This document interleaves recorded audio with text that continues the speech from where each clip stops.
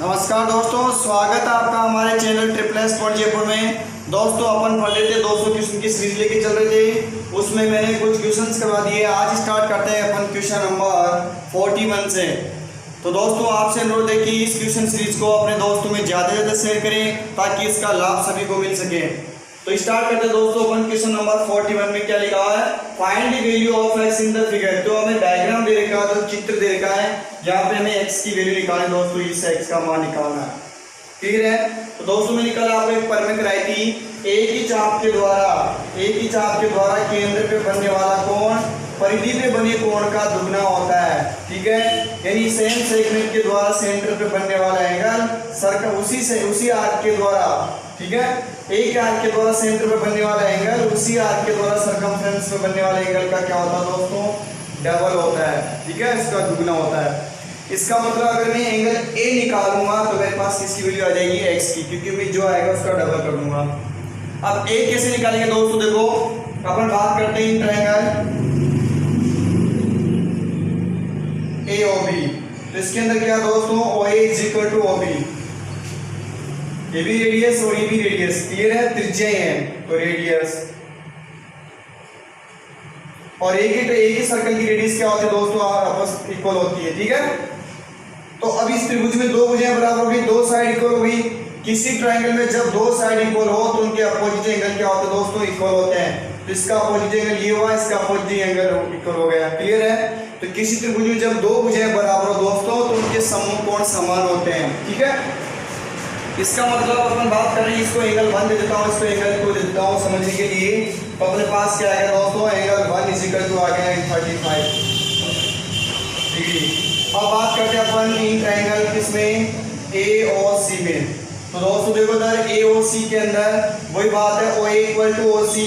क्यों है दोस्तों, त्रिज्या है, रेडियस है। तो इससे फायदा क्या हुआ, वही दो साइड इक्वल होगी, ये इसकी इक्वल होगी, तो इसके सामने का कोण दो किसके बराबर है दोस्तों, इसके सामने का कोण 25 के बराबर हो जाएगा। यानी कोण दो की वैल्यू कितनी आ गई दोस्तों, मेरे पास 25 डिग्री आ गई। क्लियर है? कंफ्यूज होने की दिक्कत नहीं है दोस्तों, समझने की कोशिश करो। किसी त्रिभुज में दो भुजाएं बराबर हो, दो साइड इक्वल हो तो उनके अपोजिट एंगल इक्वल होते हैं। तो दोस्तों इसके सामने का कोण कौन सा था, ए किसके बराबर हो गया, 35 के, और ये दोनों बराबर है तो दो किसके बराबर हो, 25 के। क्लियर है? तो हमें एंगल ए, तो एंगल ए की वैल्यू कितनी आ गई दोस्तों अपने पास, इसको रफ कर देते हैं। एंगल 1 प्लस एंगल 2, ए किस किस से मिलकर बना हुआ दोस्तों, एंगल 1 और 2 का योगफल कर देंगे तो एंगल ए आ जाएगा। क्लियर है? तो अपने पास angle A is equal to, इसकी आई थी 35 और इसकी आई थी 25, तो अपने पास टोटल वैल्यू कितनी आ गई, 60 डिग्री। क्लियर दोस्तों? एंगल ए की वैल्यू कितनी आ गई, 60 डिग्री। तो बाय थ्योरम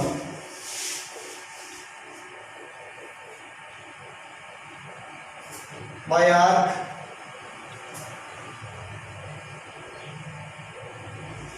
आर्क बीसी। ठीक है, चाप किसके द्वारा दोस्तों, बीसी के द्वारा। क्लियर है? तो आपको प्रमेय मैंने अभी भी बताई थी, एक ही आर्क के द्वारा सेंटर पे बनने वाले एंगल उसी आर्क से रिमेनिंग पार्ट में, सर्कल के रिमेनिंग पार्ट में बनने वाले एंगल का ट्वाइस होता है, डबल होता है। क्लियर है दोस्तों? एक ही चाप के द्वारा केंद्र पे बना कोण उसी चाप के द्वारा परिधि पे बने कोण का दुगना होता है। इसका मतलब एंगल बी ओ सी की वैल्यू देखो दोस्तों, सेंटर पे बनने वाला एंगल सर्कमफ्रेंस में बनने वाले का डबल होगा। ये डबल होगा किसका, एंगल ए का। केंद्र पे बनने वाला कोण परिधि पे बने कोण का दुगना होता है, एक ही चाप के द्वारा होना चाहिए। 2 इंटू ए की वैल्यू कितनी निकाली दोस्तों, अपन ने 60 डिग्री निकाल ली, तो अपने पास बी और सी इज इक्वल टू 120 डिग्री आ गया। तो क्वेश्चन नंबर अपना 41 कंप्लीट होता दोस्तों। तो ये आपको याद रखना है, ये और भी बता सकते हो डायरेक्ट। ठीक है, समझने के लिए मेरी तरह इसका करके बताया है। एक नंबर है, 2 नंबर पूछेगा क्वेश्चन।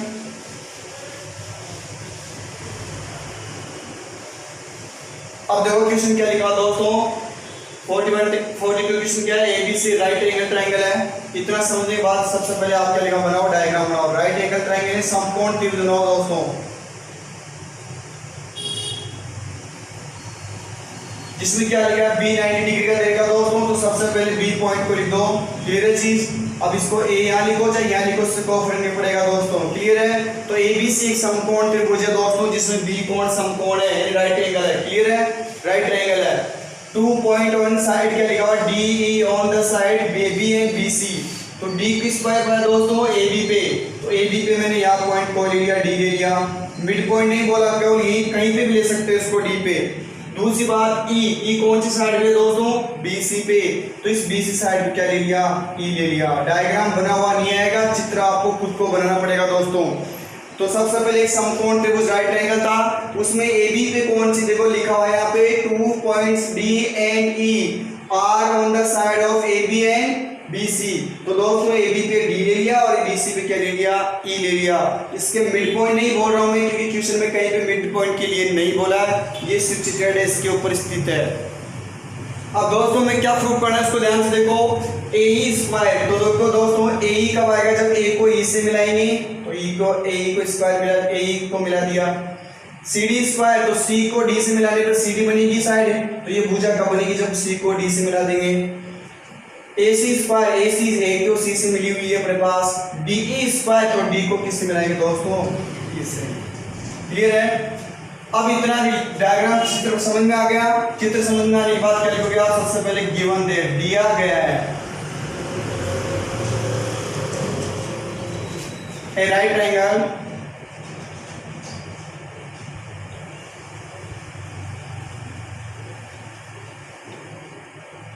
ABC, एंगल बी कितना रहेगा दोस्तों, 90 डिग्री। एंगल बी क्या रहेगा, 90 degree. And 2 points D and E on side A B and B C. Clear दोस्तों। 2 पॉइंट जो ए बी और ई कहाँ पे थे, ए बी पे था और किस पे था दोस्तों, बी सी पे था। यहाँ तक क्लियर हो जाता है। गिवन डेट के बाद क्या लिखोगे दोस्तों आप, टू प्रूफ साफ साफ लिखा हुआ, ये रहा पूरे का पूरा वो लिख दो। जो प्रूफ करना है, A square plus C D square is equal to A C square plus D square. Clear दोस्तों, ये कंप्लीट होता है यहाँ तक। अब देखो प्रूफ कैसे करेंगे, इसको रफ कर देता हूँ क्वेश्चन को।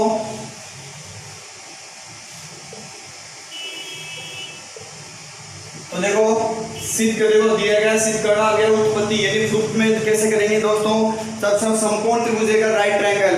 तो देखो समकोण त्रिभुज जितने बन रहे हैं उन सबको ले लेंगे। तो सबसे पहले हमारे पास ए ई, तो क्या आ रहा है, देखो कोई सा छोटे ट्रायंगल हो। सबसे पहले यहाँ से देखो डी, देखो डी ई, तो डी ई लाता पर फिर क्या आ रहा है, ए ई, देखो ये समकोण त्रिभुज बन रहा है, कौन सा, ए बी ई, ये राइट ट्रायंगल बन रहा है। दूसरा सी डी, तो सी डी है रही, तो सी डी से कौन सा बना दोस्तों, डी बी सी। तो जितने भी समकोण त्रिभुज बन रहे हैं उन सबको ले लेंगे दोस्तों अपन। तो बात करें अपन शुरू एंड छोटे से स्टार्ट करते हैं। इन ट्रायंगल डी बी, इसमें एंगल बी कितना दोस्तों, 90 डिग्री का। 90 डिग्री का तो समकोण त्रिभुज है, और समकोण त्रिभुज जहां भी आता है दोस्तों पाइथागोरस प्रमेय लगती है, यानी पाइथागोरस थ्योरम फॉलो होती है दोस्तों। क्या होती है, कर्ण का स्क्वायर बराबर लंब का स्क्वायर प्लस आधार का स्क्वायर, यानी अपने पास क्या आएगा, K square equal to L square plus B, ठीक ना, आधार ए का स्क्वायर। क्लियर दोस्तों, यानी इसको एच स्क्वायर बोल सकते हो, हाइपोटेनस, परपेंडिकुलर और बेस। क्लियर दोस्तों, तो ये आपको याद होनी चाहिए, यानी समकोण त्रिभुज यानी राइट ट्रायंगल में फॉलो होती है।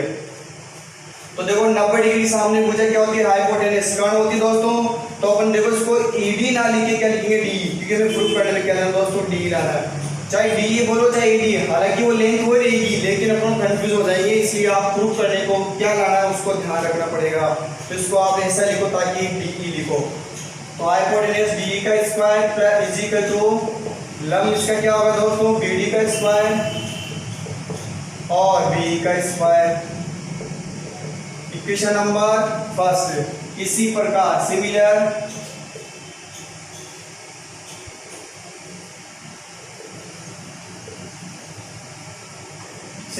इन ट्रायंगल कौन सा ले रहा हूं दोस्तों मैं इस बार, ए बी ई। क्लियर है, ये छोटा वाला हो गया। अब ये वाला ले रहा हूं ए बी ई, ये समकोण त्रिभुज वाला राइट ट्रायंगल ले रहा हूं। समझ में आ रहा है, तो क्या ले रहा हूं, ए बी ई, इसमें एंगल बी कितना दोस्तों 90 डिग्री का है। तो इसमें क्या लिखा है एच हाइपोटेनस 90 डिग्री सामने मुझे ये होगी पूरी ए का स्क्वायर, क्योंकि ए लाना पड़ेगा दोस्तों। तो यहाँ पे क्या आएगा ए का square is equal to perpendicular क्या होगा दोस्तों ए बी का स्क्वायर प्लस बी का स्क्वायर। अब इसमें बी का स्क्वायर क्यों लिखा, ई बी क्यों नहीं लिखा, क्योंकि दोस्तों अपन बी ई ले चुके हैं। अगर आप ई बी लिख दोगे तो कंफ्यूज हो जाएंगे, हालांकि लेंथ हो रही है लेकिन आप खुद कंफ्यूज हो जाएंगे। क्लियर दोस्तों, तो ये सावधान रखना है इन ट्रायंगल। अब ये बात करें अपन किस ट्रायंगल में डी बी सी, ये वाले ट्रायंगल की बात करें दोस्तों, ठीक है डी बी सी। तो क्या आएगा एंगल बी इसमें भी 90 डिग्री का है, तो पाइथागोरस थ्योरम फॉलो हो जाएगी। तो क्या आएगा हाइपोटेनस CD का स्क्वायर परपेंडिकुलर BD का स्क्वायर और प्लस बेस कितना होगा इसका BC का स्क्वायर। अब लास्ट ट्रायंगल बच गया दोस्तों हमारे पास in triangle ABC। Angle B कितना बड़े वाले में 90 डिग्री का है, तो इसमें हाइपोटेनस 90 डिग्री के सामने मुझे क्या होगी AC। अब बहुत सारे स्टूडेंट क्वेश्चन करते हैं सर इसके सामने तो D है, अरे अपन ट्रायंगल कौन सा ले रहे हैं ABC, तो अपना फोकस होना चाहिए क्या A B और C पे। क्लियर है, और सबको भूल जाओ, इसका मतलब B एंगल के सामने की अपोजिट साइड कौन सी है, अपने पास AC है। तो अपने पास क्या आएगा दोस्तों AC का स्क्वायर इक्वल टू AB का स्क्वायर प्लस BC का स्क्वायर, इक्वेशन नंबर 4। क्लियर दोस्तों। अब जो मैं प्रूफ करना था दोस्तों, मैं क्या प्रूफ करना था,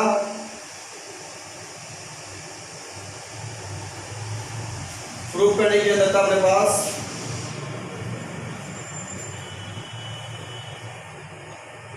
एक, तो दोस्तों में क्या प्रूफ करना था ए स्क्वायर प्लस CD का square is equal to AC square plus DE का स्क्वायर। तो दोस्तों देखो इधर अपने पास ए का स्क्वायर, ए स्क्वायर कहाँ पे आ रहा है अपने पास, यार क्वेश्चन सेकंड में आ रहा है, और CD का स्क्वायर CD कहाँ पे आ रहा है, थर्ड में आ रहा है दोस्तों। या बीच में किसका साइन आ रहा है, प्लस का आ रहा है, तो दोनों को जोड़ देंगे अपन, दोनों को प्लस कर देंगे। या फिर इधर से देख सकते हो आप AC स्क्वायर AC यहाँ पे आ रहा है और DE यहाँ पे आ रहा है, दोनों को फर्स्ट और फोर्थ को क्या कर देंगे, प्लस कर देंगे। तो फिलहाल अपन लेफ्ट हैंड साइड की बात करते हैं, बाएं पक्ष की। AE प्लस CD, तो AE यहाँ पे है और CD यहाँ पे है, तो समीकरण 2 3 को जोड़ने पर तो क्या आएगा, समीकरण एडिक्वेशन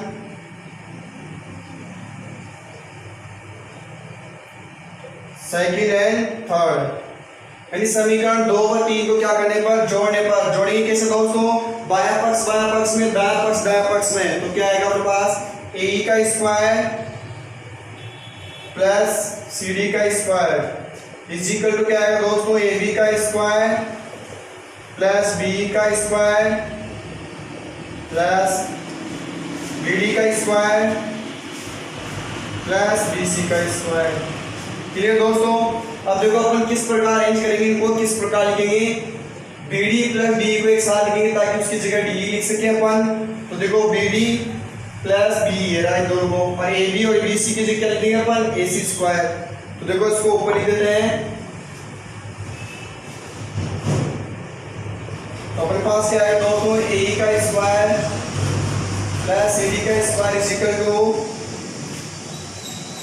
AB square plus BC square को साथ साथ लिख दिया, इस स्क्वायर टर्म को, और बची दो टर्म को साथ साथ लिख दिया, B स्क्वायर प्लस BD का स्क्वायर। तो using equation from equation first and fourth, ठीक है, समीकरण 1 व 4 से। तो देखो दोस्तों BD प्लस DB, तो BD प्लस B की जगह लिख देंगे अपन DE स्क्वायर लिख देंगे, और AB square plus BC square की जगह लिख देंगे दोस्तों अपने पास AC स्क्वायर लिख देंगे, ठीक है। तो अपने पास क्या आ जाएगा दोस्तों, AE स्क्वायर प्लस CD का स्क्वायर, इसकी जगह आएगा अपने पास AC का स्क्वायर, और इसकी जगह लिख देंगे अपन DE का स्क्वायर। दोस्तों में ये प्रूफ पढ़ा था, देखो ये चीज ये प्रूफ पढ़ी थी, AC square equal to DE square. Clear है, अच्छा सवाल है, ठीक है, ये कंप्लीट होता है। अब नेक्स्ट क्वेश्चन 43 पे,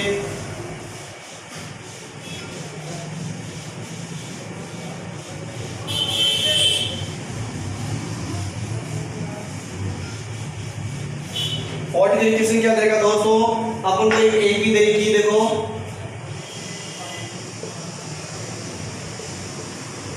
ए भी देगी 18 ए बी और -3, क्लियर है। और हमें क्या निकालना दोस्तों में a प्लस बी की वैल्यू निकालनी है, तो पहले a और b की वैल्यू निकालेंगे अपन, क्लियर है।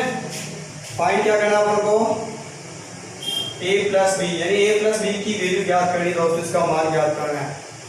तो देखो पहला पद, प्रथम पद दिया है, छोटा a आ रहा तो मैं बड़ा ले रहा हूं, देखो फर्स्ट टर्म कैपिटल ए ले रहा हूं मैं, क्योंकि स्मॉल a दे रखा है ताकि आप कंफ्यूज ना हो। हमें देखिए 18, क्लियर दोस्तों। प्रथम पद ए लेते उसको छोटा ए लेते थे, लेकिन यहाँ पे 2 a आ रहे हैं इसलिए इसको बड़ा दिखा दिया मैंने, कैपिटल दिखा दिया। अब देखो सेकंड टर्म क्या होता है, देखो दोस्तों ए बी के अंदर क्या होता है, जैसे दूसरा पद होता तो क्या लिखेंगे a प्लस बी, तीसरा क्या होगा a प्लस 2d, क्योंकि देखो एक n-1 एक कम होता लास्ट में, इसलिए अपन एक कम कर देते हैं, शुरू के अंदर dd होता है इसलिए, क्लियर है। तो अपन क्या करेंगे, सेकंड टर्म देगा a प्लस b, ये बड़ा लेके चल रहे हैं अपन, b is equal to a, और ये थर्ड टर्म क्या होगी दोस्तों, a plus 2d is equal to b। तीसरी अपने पास क्या देगा दोस्तों, फोर्थ टर्म, यानी चौथा पद देगा, फोर्थ टर्म क्या होगी a प्लस 3d, ये कम हो जाएगी दोस्तों, क्लियर है। क्योंकि a b का देखो जनरल में a b क्या होगी अपनी a plus d a plus 2d चलते जाते हैं, तो ये एक दूसरा पद एक कम हो गया, तीसरा a प्लस 2d हो गया, ऐसे देखोगे तो अब n में एक कम हो जाता है, क्योंकि यहाँ पास d नहीं होता, क्लियर दोस्तों। अब अपने पास a की वैल्यू यहाँ पुट कर देंगे, a की वैल्यू दे दी अपन को 18, 18 दे दी, यहाँ रख दिया 3d, ये प्लस के 18 इधर क्या हो जाएंगे दोस्तों, माइनस के हो जाएंगे, तो 3d is equal to minus के 21 हो गए, और 7 दिया कट के जाएगा 3 7 बार, तो d इज इक्वल टू कितना आएगा दोस्तों, माइनस के 7। अब हमें क्या याद रख देंगे अपन, a की निकालनी, तो a इज इक्वल टू क्या अपने पास a प्लस b, a की वैल्यू क्या थी 18, b की वैल्यू माइनस के 7, 18 प्लस माइनस माइनस कितना आ गया दोस्तों अपने पास 11, फिर मैं निकालना था b किसकी इक्वल दोस्तों अपने पास a प्लस 2d की इक्वल है, ठीक है, क्योंकि b कौन सा पद था, तीसरा पद था, ठीक है ना, कौन सा पद था, तीसरा, थर्ड टर्म थी, तो b इज इक्वल टू क्या निकाल लिया, क्या है अपने पास a प्लस 2d, a की वैल्यू 18 प्लस 2 इंटू d की वैल्यू माइनस के 7, प्लस माइनस माइनस यानी 14, तो अपने पास कितना आ गया दोस्तों 4 आ गया b की वैल्यू। तो फाइनली में क्या निकाला था, a प्लस b की वैल्यू निकालनी थी, a प्लस b में a की वैल्यू 11 और प्लस b की 4, कितने आ गए दोस्तों 15। तो आपको कंफ्यूज नहीं होना है, पहला पद दे रखा था इसमें, ठीक है, आप डायरेक्ट पहले जो दे रखा वो भी ले सकते हो। फर्स्ट टर्म को ले लिया अपने 18 कैपिटल ले लिया, क्योंकि स्मॉल ए दे रखा था, 1 2 3 4 टर्म देगी, तो चौथा पद क्या होगा a प्लस के 3d, a plus 3d is equal to minus का 3, और a की वैल्यू डाल के वहां से d निकाल लिया, और a और फिर लास्ट में a की वैल्यू निकाल के दोनों को प्लस कर दिया, क्लियर दोस्तों। अब नेक्स्ट क्वेश्चन की बात करते हैं अपन, देखो 44 क्वेश्चन क्या लिखा हुआ है, हमें देखा देखो sum of n term of n AP is 3n square plus 5n, then which term is क्या 164। सवाल क्या बोल रहा है, n पदों का योगफल दे रखा दोस्तों अपने पास 3n स्क्वायर प्लस 5n, तो हमें क्या निकालना है, इसकी कौन सी टर्म है 164 होगी। तो देखो योगफल से वहां पद बताना, यानी 10वां 50वां, ठीक है ना, nth टर्म बतानी हो, ठीक है, योगफल से। अगर वो ऐसे देखो दर n टर्म दिया होता, यानी n वहां पद दिया होता, जिसे an दिया होता, सपोज करो ये दिया होता जिससे, ठीक है, फिर मैं बोलता इसकी 25 में यानी 164 टर्म, ठीक है, यानी इसके 25वां पद बताओ, ठीक है, तो इसमें n की जगह क्या 25 रख देते हैं अपन, क्लियर दोस्तों। लेकिन फिलहाल ऐसा नहीं कर सकते, क्योंकि इसमें क्या आएगा, योगफल के लिए बोल रखा है सम ऑफ n टर्म, तो योगफल से n टर्म कैसे निकालते दोस्तों,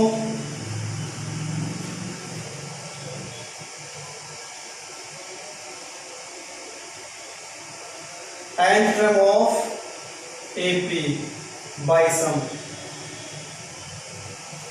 योगफल से nवां पद, योगफल से nवां पद कैसे निकालते दोस्तों, an is equal to Sn minus S minus 1, clear है, Sn माइनस Sn माइनस 1, ये n है दोस्तों, क्लियर है, Sn minus Sn minus 1 formula होगा कब, जब योगफल दिया हो, इस पे बात ध्यान रखना, ठीक है। अगर वो nवां पद दिया हो तो डायरेक्ट n की जगह 25 15 जो भी पूछता वो रख देते, फिलहाल उसने योगफल दे दिया तो योगफल से n निकालनी पड़ेगी, ये फॉर्मूला होता है। तो Sn की वैल्यू क्या देगा, हमें दे देगा Sn, योगफल दे देगा n टर्म का, ठीक है, क्या लिख देता हूं मैं, sum of n term,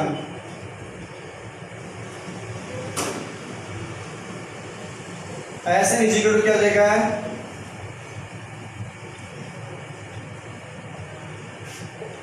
5n, देखो Sn is equal to 3n square plus 5n, अब वैल्यूज पुट कर दो इसमें, n is equal to Sn की जगह कितना आएगा 3n स्क्वायर प्लस 5n,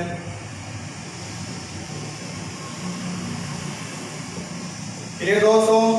अब n की जगह क्या लिखेंगे दोस्तों, n माइनस 1, आपको पता है जो यहाँ पे होता है n की वैल्यू होती है, जैसे मैं यहाँ 30 लिख दिया तो n की वैल्यू 13 हो गई, अगर मैं यहाँ से p माइनस x प्लस 1 लिख दिया तो भी n होगा, क्लियर है, क्योंकि यहाँ s n से कंपेयर करते हैं, तुलना करनी पड़ती है n से, तो जो ये यहाँ पे होता है n की वैल्यू होती है, क्लियर दोस्तों।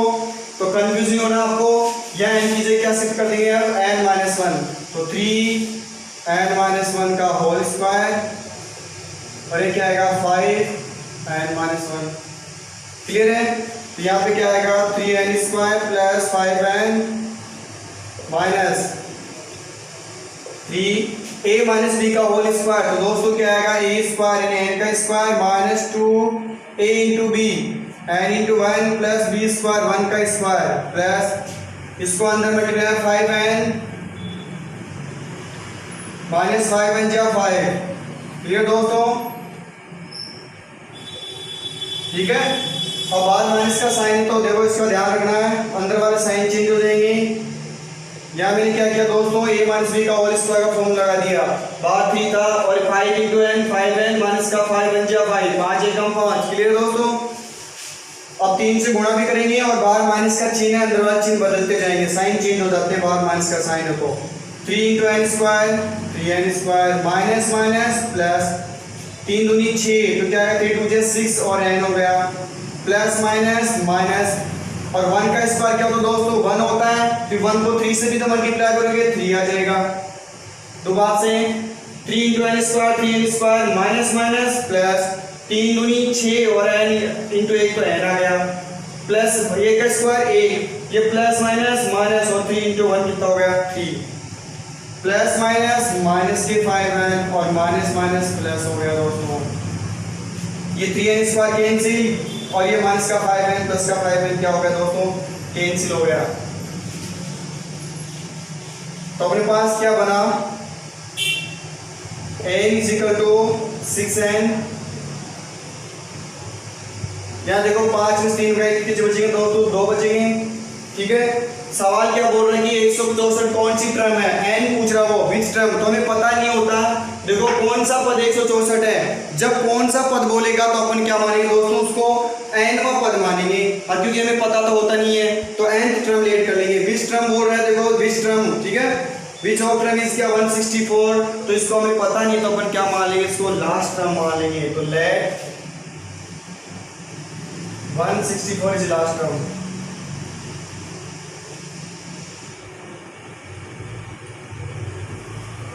तो क्या आएगा दोस्तों an इज इक्वल टू क्या 164, तो 164 an की वैल्यू क्या रख देंगे अपन 6n प्लस 2 164, ये प्लस कर दे क्या हो जाएगा दोस्तों माइनस का, तो माइनस करने पे 162 6 मल्टीप्लाई क्या हो जाएंगे डिवाइड में n इज इक्वल टू क्या आ जाएगा अपने पास 27, तो 164 इस सीरीज का कौन सी देखो इस एपी का कौन सी टर्म है दोस्तों 164 है, क्लियर है, तो 164 अपने पास कौन सी टर्म है 27 टर्म कौन सी होगी 164 होगी, क्लियर दोस्तों। नेक्स्ट क्वेश्चन 45 पे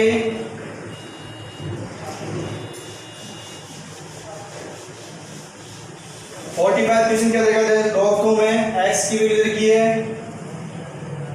x की वैल्यू देखिए a sin a cos cube theta, y की वैल्यू देखिए b sin क्यूब थीटा। तो हमें प्रूव करना है x अपॉन a की power 2/3 plus y upon b की power 2/3 is equal to 1। Clear दोस्तों? तो अपन लेके चल रहे हैं LHS, टेकिंग LHS।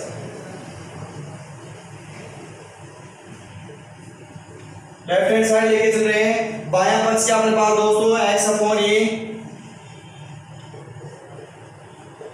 और y अपॉन b की पावर 2/3। x की वैल्यू क्या पुट कर देंगे अपन,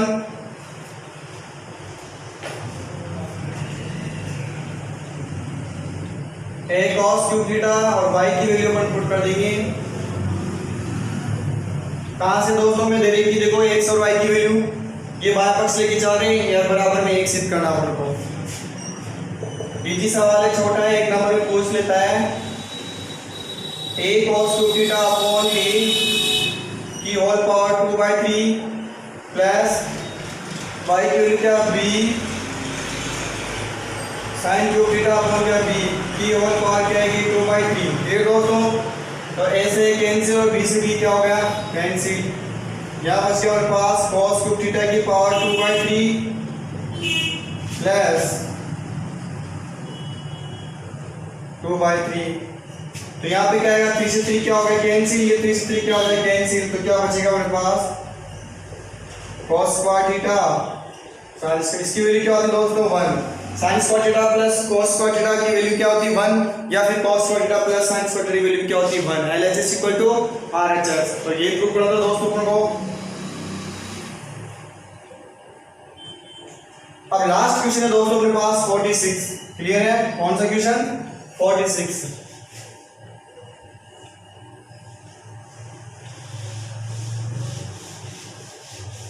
तो हमें क्या देगा दोस्तों cos square theta upon 1 minus tan theta plus sin cube theta upon sin theta minus cos theta is equal to क्या लेना 1 प्लस sin theta cos theta. Clear दोस्तों? तो इसमें भी वो टेकिंग LHS, बाएं पक्ष लेंगे अपन cos स्क्वायर थीटा अपॉन में 1 minus tan theta plus sin cube theta upon में sin theta minus cos theta. तो से एडिशन क्या हो नंबर्स को ब्रैकेट में करो। क्लियर है? अब देखो दोस्तों इसको प्रूव करने के लिए सबसे पहले sin cos में ओपन करो।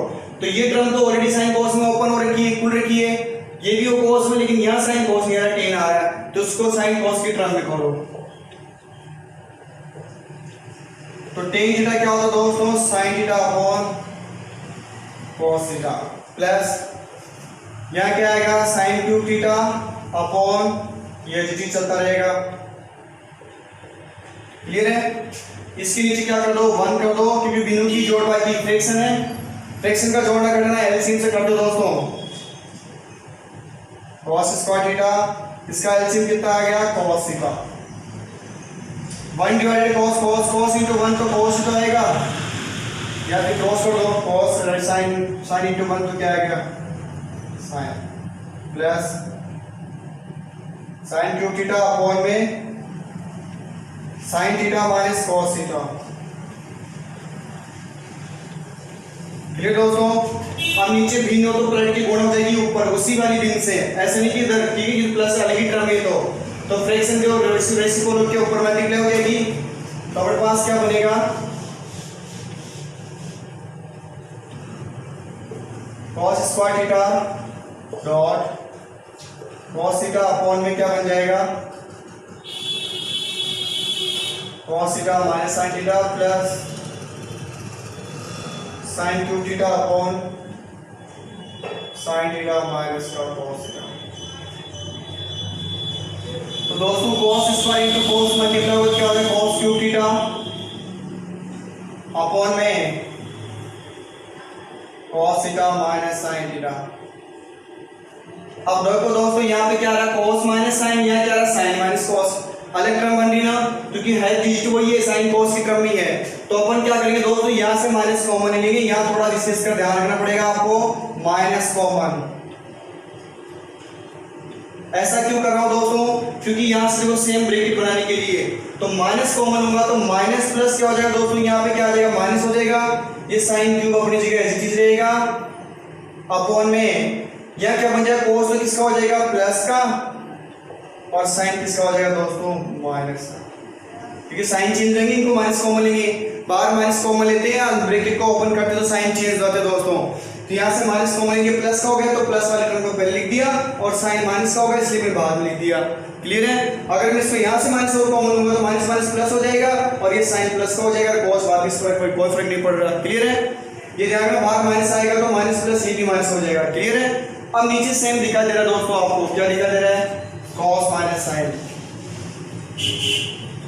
इसका एलसीएम लिया तो क्या आएगा cos थीटा, ये टर्म कैंसिल क्या बचेगा cos क्यूब थीटा, ये कैंसिल क्या बच गया sin क्यूब थीटा। क्लियर दोस्तों। यहाँ फॉर्मूला लग रहा है a cube minus B cube, तो आपको फॉर्मूला पता होना चाहिए a cube minus B cube is equal to a minus B A square, minus तो क्या होगा दोस्तों प्लस a इंटू बी यानी ए बी प्लस क्या हो गया बी स्क्वायर, ये फॉर्मूला था अपना। क्लियर है। अब देखो दोस्तों फॉर्मूला यहाँ पे अप्लाई कर देंगे अपन, a माइनस बी यानी क्या आएगा cos थीटा माइनस का sin थीटा, a स्क्वायर यानी क्या आएगा sin cos का स्क्वायर माइनस है तो प्लस हो जाएगा, a इंटू बी दोनों की मल्टीप्लाई यानी क्या आएगा दोस्तों cos theta into sin theta. Clear है भाई। a cube b cube, a और b की वैल्यू क्या अपने पास cos और sin है, a माइनस b तो cos minus sin, a square तो cos स्क्वायर प्लस b यानी क्या आएगा ab cos और sin plus b square, b के मतलब sin का स्क्वायर। अपॉन में क्या चल रहा था दोस्तों अपने पास cos theta minus sin theta, ये cos माइनस sin क्या होगा दोस्तों कैंसिल, और sin square theta plus cos square theta की वैल्यू क्या होती है अपने पास 1 होती है दोस्तों इन दोनों की, 1 प्लस क्या बच गया cos theta dot sin theta. ये मैं प्रूव करना था दोस्तों LHS इक्वल टू RHS। ठीक है, ये मैं प्रूव करना था। तो ये आज की क्लास यही समाप्त करते हैं। बच्चों क्वेश्चन अपन नेक्स्ट क्लास के अंदर बात करेंगे और आपसे अनुरोध है कि अपने दोस्तों को ज़्यादा से ज़्यादा शेयर करें। धन्यवाद। जय हिंद जय भारत।